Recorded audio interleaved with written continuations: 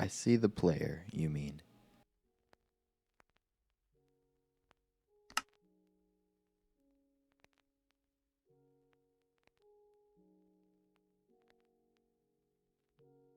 Yes, take care. It has reached a higher level now. It can read our thoughts. That doesn't matter. It thinks we are part of the game. I like this player. It played well. It did not give up. It is reading our thoughts as though they were words on a screen. That is how it chooses to imagine many things when it is deep in the dream of a game. Words make a wonderful interface, very flexible and less terrifying than staring at the reality behind the screen. They used to hear voices before players could read, back in the days when those who did not play called the players witches and warlocks, and players dreamed they flew through the air on sticks powered by demons. What did this player dream? This player dreamed of sunlight and trees, of fire and water. It dreamed it created, and it dreamed it destroyed. It dreamed it hunted and was hunted. It dreamed of shelter.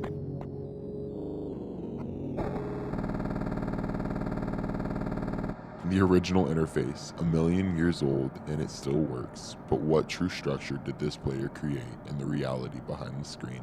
It worked with 1,000,000 others to sculpt a true world and fold of the and created a fort in the.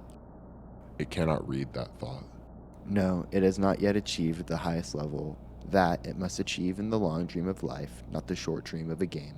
Does it know that we love it, that the universe is kind? Sometimes, through the noise of its thoughts, it hears the universe, yes. But there are sometimes it is sad. In the long dream, it creates worlds that have no summer, and it shivers under a black sun, and it takes its sad creation for reality.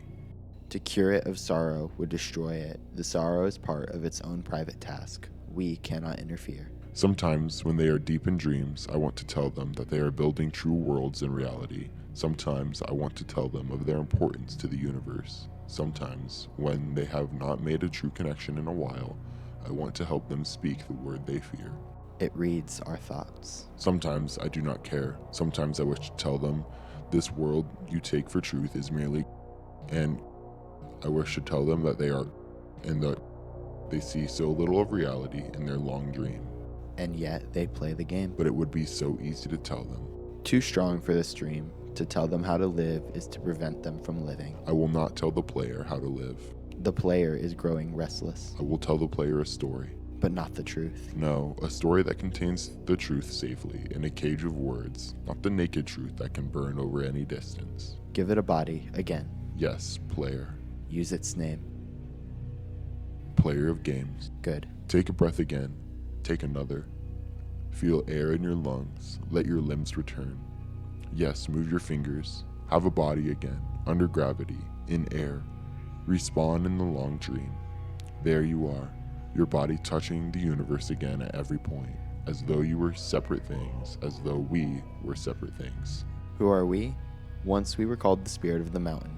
Father Sun, Mother Moon, ancestral spirits, animal spirits, jinn, ghosts, the green man, then gods, demons, angels, poltergeists, aliens, extraterrestrials, leptons, quarks.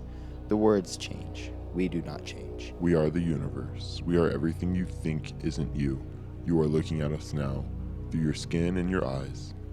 And why does the universe touch your skin and throw light on you? To see you, player, to know you, and to be known. I shall tell you a story.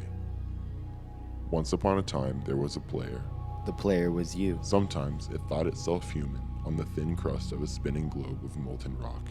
The ball of molten rock circled a ball of blazing gas that was 330,000 times more massive than it. They were so far apart that light took 8 minutes to cross the gap. The light was information from a star, and it could burn your skin from 150 million kilometers away. Sometimes the player dreamed it was a miner on the surface of a world that was flat and infinite. The sun was a square of white. The days were short, there was much to do, and death was a temporary inconvenience. Sometimes the player dreamed it was lost in a story. Sometimes the player dreamed it was other things, in other places. Sometimes these dreams were disturbing, sometimes very beautiful indeed. Sometimes the player woke from one dream into another, and then woke from that into a third. Sometimes the player dreamed it watched words on a screen. Let's go back. The atoms of the player were scattered in the grass, in the rivers, in the air, in the ground. A woman gathered the atoms, she drank and ate and inhaled, and the woman assembled the player in her body.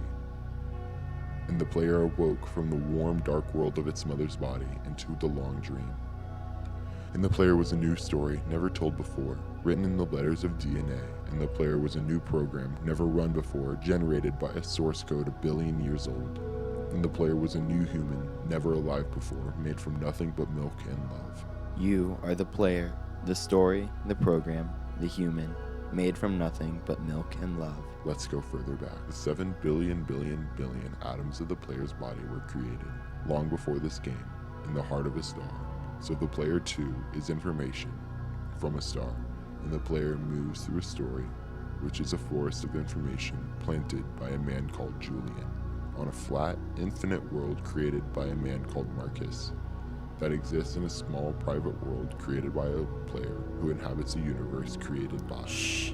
Sometimes the player created a small, private world that was soft and warm and simple, sometimes hard and cold and complicated.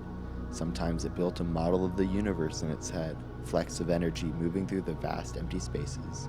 Sometimes it called those flecks electrons and protons. Sometimes it called them planets and stars. Sometimes it believed it was in a universe that was made of energy, that was made of offs and ons, zeros and ones, lines of code. Sometimes it believed it was playing a game. Sometimes it believed it was reading words on a screen. You are the player, reading words. Shh. Sometimes the player reads lines of code on a screen, decoded them into words, decoded words into meaning, decoded meaning into feelings, emotions, theories, ideas, and the player started to breathe faster and deeper and realized it was alive. It was alive. Those thousands of deaths had not been real. The player was alive. You are alive. Sometimes the player believed the universe had spoken to it through the sunlight that came through the shuffling leaves of the summer trees. And sometimes the player believed the universe had spoken to it through the light that fell from the crisp night sky of winter, where a fleck of light in the corner of the player's eye might be a star 1,000,000 times as massive as the sun, boiling its planets to plasma in order to be visible for a moment to the player.